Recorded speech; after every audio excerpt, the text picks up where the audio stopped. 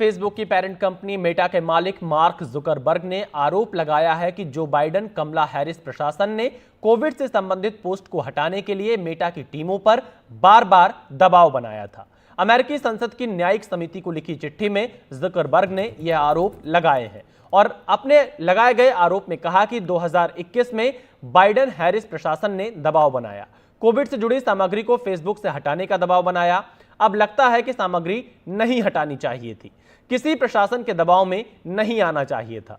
Republican ने Zuckerberg के इस खुलासे का स्वागत किया है।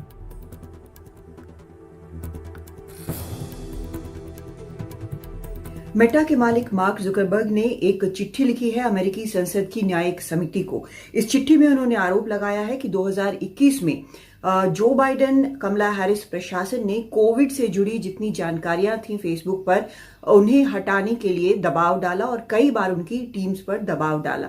इनमें वो भी थे जो कि हास्य व्यंग्य से जुड़े हुए पोस्ट थे, उनको भी हटाने के लिए दबाव उनकी टीम पर डाला गया। जुकरबर्ग का कहना है कि उन्होंने उनका डिसीजन था इसको हटाने का, उनका अपना फैसला था, लेकिन अब वो कह रहे हैं कि उनको इस दबाव में नहीं आना चाहिए था।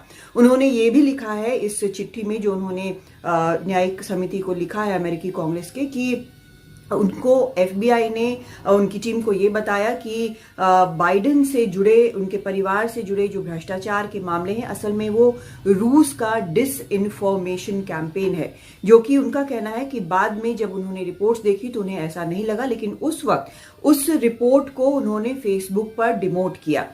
अब ये कह रहे हैं कि उनको इस बात का मलाल है कि उन्होंने इस तरह की जो रिपोर्ट्स हैं, इस तरह के पोस्ट जो है उसको हटाया या उसको डिमोट किया, और ऐसा किसी भी प्रशासन के दबाव में नहीं करना चाहिए, वो ये कह रहे हैं।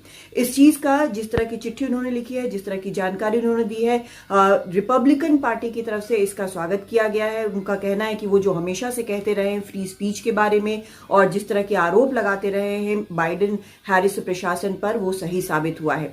लेकिन सवाल ये उठ रहे हैं कि मार्क जुकरबर्ग सिर्फ अभी 2021 के बाद, ठीक अमेरिकी राष्ट्रपति चुनाव के पहले, इस प्रकार की चिट्ठी या इस प्रकार की जानकारी क्यों साझा कर रहे हैं? वो पहले क्यों खुलकर सामने नहीं आए?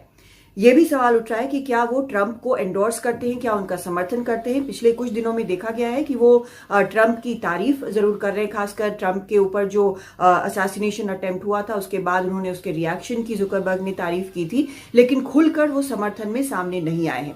इस बीच कमला हैरिस जो है लगातार मिडिल क्लास की बात कह रही हैं कि ट्रंप जो है वो अमीरों के दोस्त हैं और उनके टैक्स कट्स करते हैं, जबकि कमला हैरिस मिडिल क्लास के लिए जमकर खड़ी हैं, उनको सपोर्ट करती हैं।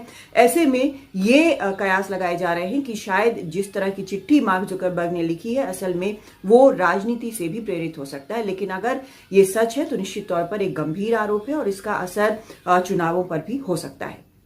दिल्ली से कादम्बिनी शर्मा, एनडीटीवी इंडिया।